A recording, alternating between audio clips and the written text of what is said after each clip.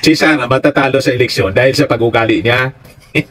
Di ba? At wala man siyang achievement, wala siyang performance. Lahat lang ginagawa niya gala, tree planting. Yun lang naman ang pinagagawa niya. Anong achievement ang pwedeng ipagmalaki ni Sara Duterte? Kung hindi yung mga maisog rally lang niya. Travel ng travel. Wala mang balik para sa ating bansa. Sinong matinong Pilipinong boboto kay Sara Duterte na siya, mga kababayan, worst vice president ever na umupo sa Pilipinas?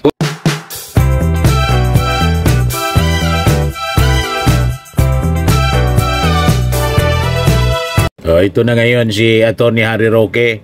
Nauna pang nagnas kaysa kay Digong. Biglang dumaan, mga kababayan, sa timeline ko. Yung picture ni Harry Roque. Hindi na magawang makapanuklay. Sabagay, okay man itong itsura niya ngayon kasi undas. Hindi na niya kailangan na hindi na niya kailangan gumamit pa ng costume na pang Halloween. Natural na po. Yung piloka ni... Hindi na magawa na maayos ni Harry Roque yung kanyang sarili sa kaka-defend kay Digong. Imbis na umuwi na dito sa Pilipinas para harapin yung kanyang kaso, ang pinagkakaabalahan, mga kababayan, ni Harry Roque, yung hindi niya problema. At ang layo-layo pa ng 2028 election, politika, mga kababayan, ng pinagdadaldal ni Atty. Harry Roque. Binanata na naman yung ating Pangulo, palpak daw yung ASEAN Summit ng ating Pangulo. Sumali sa mga pagtitipon, sumali na po kayo. Kasi ngayon, hindi pinapansin ng Pilipinas, pinagtatawanan pa tayo dahil nga doon sa korupsyon sa ating bayan. Pinakamalala na po ang korupsyon sa atin, hindi lang sa Southeast Asia, kundi siguro sa buong daigdig na. Nakakahiya na po ang Pilipinas sa ilalim ng Marcos Jr. Yan po ang katotohanan. Yung corruption po sa flood control na tinutukoy mo, nagsimula 2016. Yan mismo yung sabi ni Diskaya kapag tatanong ni Bato de la Rosa. Kaya malabo, nag-expose ng corruption yung ating Pangulong Bongbong. Kaya malabo itong pinagsasabi mo po, Atty. Harry Roque. Kaya kayo, hindi na makapanuklay kasi ang tinutumbok ng investigasyon, yung previous administration, kasi yun man dapat talagang tumbukin. Di ba? Yung sa present administration, 3 taon lang. Although, yung sa present administration na korupsyon, iniimbestigahan din po. Kasi tuloy-tuloy siya, pero nagsimula ang matinding kurakutan sa DPWH sa flood control 2016. Kaya pala, kahit 13,000 ang sinasabing pinagawa na flood control projects ng previous administration, pagpasok ng ating administrasyon ng ating Pangulo, bumabaha pa rin ang todo. Kasi pala, karamihan sa mga flood control projects ng previous administration ghost. Sabi yung mga kaalyado ninyong senador, si Jinggoy, si Joel Villanueva, na-recommend na nga po ng ICI, nakasuhan sa ombudsman. Huwag kami, Atty. Harry Roque, ayusin mo muna yung sarili mo. Kahit kasi yung panuklay mo, hindi mo na magawa. Pero kung ano-anong mga pinakikialaman mo, pakialaman mo yung sarili mong problema. Di ba po? Mga kababayan, lahat kasi nungalingan yung mga pinagdadaldal ni Harry Roque. So kung hindi pa po kayo sumasapi sa papagtitipon ngayon dyan sa October 30, ngayong araw, dyan sa ating bayan sa Pilipinas, sumali na po kayo. November 1 na nga ngayon. 31 pala po yung pagtitipon na October at November 30. So, hinihikayat po kayo, sumali na kayo sa mga pagtitipon ng 31 na Oktubre at saka 30 ng Nobyembre. Ang ating mensahe, nakakahiya na ang Pilipinas dahil sa korupsyon. Itigil na natin yung korupsyon na yan. Nakakahiya na ang Pilipinas dahil sa kawalan ng liderato ni Marcos Jr. Palitan na. Nandiyan naman po ang Vice President natin, si Inday Sara Duterte. Hindi na makapaghintay si Atty. Harry Roque kasi habang ang ating Pangulo ang Presidente, hindi siya makakauwi. Pampersonal po. Lahat pampersonal ang mithiin. Mga kababayan, gusto nang iupo si Sara Duterte. In your dreams. Hindi siya makakaupo at malamang hindi siya mananalo sa 2028 election. Hindi lang po siya power hungry. Kaya hindi siya nananawagan sa pagbibitiw ni Marcos Jr. dahil ayaw rin niya makinabang sa ganyang panawagan. Dahil pag siya nanawagan na ganyan, parang linuklok na niya ang sarili niya sa pagiging presidente. Anong hindi power hungry? Malinaw po ang mga galawan ni Sara. Noong September 21 nga, ang akala siguro niya, makakaupo siya. Kaya nagpakatay na ng 100 cows. Nagpalitsong baka.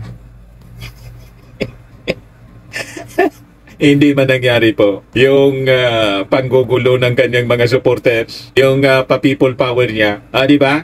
Pagkatapos, nang tumama yung lindol mga kababayan, ang ipinakain ni Sara po sa mga taga Davao Oriental at Cebu, lugaw. Pero sa Maisog Rally, litsong baka. Di ba po mga kababayan? At si Sara mismo, dinesignate niya in-appoint niya yung sarili niya as designated survivor. Di ba? Lantaran po kapag nanasa, siya lang ang gumawa ng ganon. Other vice presidents may delikadesa. Never na nagme-mention na magsasabi ng mga statements na lumalabas kating-kati ng to make over. Di ba? Walang delikadesa. Pagkatapos, sasabihin mo, hindi power hungry. Anong ginagawa ninyo? Lahat baligtad itong pinagsasabi, mga kababayan ni Harry Roque. Hindi po kasalanan ni Inday Sara Duterte na iniiwasan niya na siya'y magmukhang power hungry. Pero katotohanan, kinakailangan na po tayo magpalit. Dahil tignan niyo po ang ekonomiya, the worst are all happening now. The worst daw. Ang worst yung buhok mo. The worst performance of the peso. Pareho po yung barometer. Sukatan po yan ng ang minimin niya. Tuwang-tuwa nga yung mga OFW, pati mga vloggers. Kasi yung dollar ngayon, 59.1. Di ba? Pag tumaas ang value ng dollar against the peso, 59 pesos. Tuwang-tuwa po yung mga OFW kasi dollar yung pera nila. At mga vloggers, tuwang-tuwa rin. Hindi man po maramdaman yan ng ordinaryong mga mamamayang Filipino. Kayo man lang ang mareklamo kasi gusto ninyong ipopo si Sara, hindi man mangyari. Di ba? Huwag kami, Harry Roque. Ayusin mo muna yung buhay mo before kang makialam sa problema ng bansa. Bigla ng ekonomiya. Kung pinakamalala na po ang bagsak ng piso at ng stock market, yan po ang pinakamalalang bagsak ng kabuhayan sa Pilipinas. Gumising na kayo. Matindi na ang problema sa pagkagutom.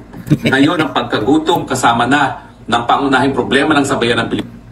Ikaw man lang ang may problema sa pagkagutom kasi wala ka ng matinong trabaho kasi sinira mo na yung buhay mo.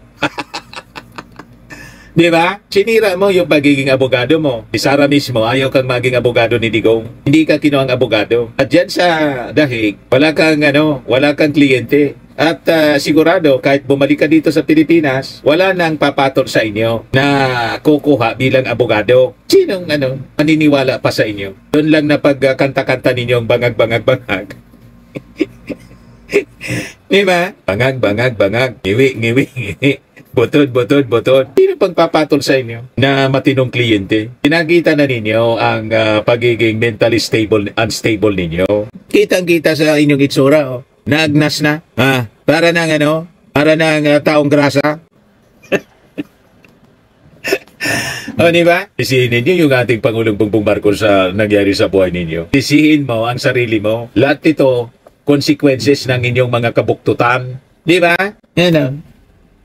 Pasmado na mga kababayan ang itsura ni Harry Roque. Ang walang tigil na pagtaas sa presyo ng bilihin, ang kawalan ng trabaho, mababang sweldo, at ngayon po, ang pagkagutom at kawalan na ng pag-asa ng ating mga kapatid. Kayo man lang ang nagugutom kasi wala kang hanap buhay.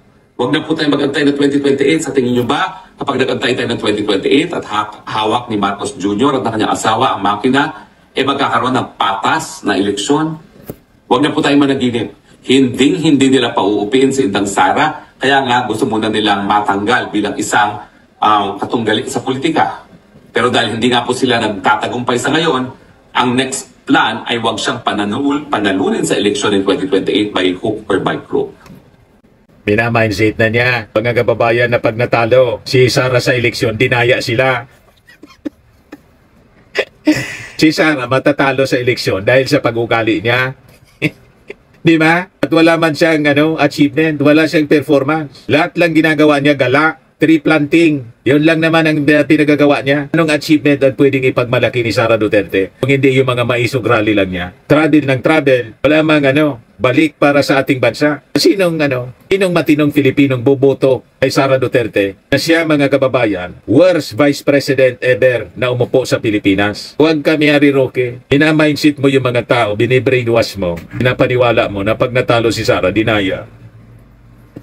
Matatalo si Sara kasi nagising yung ating mga mamamayang Filipino. Si Sara pala, inutil na vice presidente, hindi pwedeng maging presidente dahil sa kanyang mental health. Nakikita ninyo, saan ka nakakitang vice presidente? Pagbantaan, papatayin yung presidente. Ni-imagine yung ulo ng ating presidente, tanggalin, pugutan. Nakakita kayong ganong matinong leader? Di ba wala? Siya lang ang ganon. At proud yung mga DDS sa kanilang leader na ganon. May mental problem. Tama si Trillanes. May salti ka niya.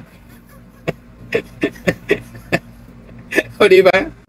Ulitin ko po, huwag na kayong umasa na babasahin ng tama ng mga makina ang boto ninyo para kay Inday Sara kung aantayin nyo pang eleksyon sa 2028. Dapat ngayon pa lang gawin na nating presidente si Inday Sara dahil hindi na tayo mabubuhay pa.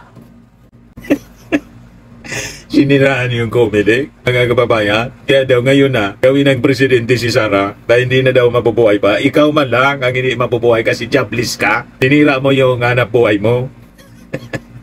Huwag mong isisi sa Marcos administration ang lahat ng mga nangyaring masama sa inyo kasi ito natural consequences ng inyong kasamaan. Di ba?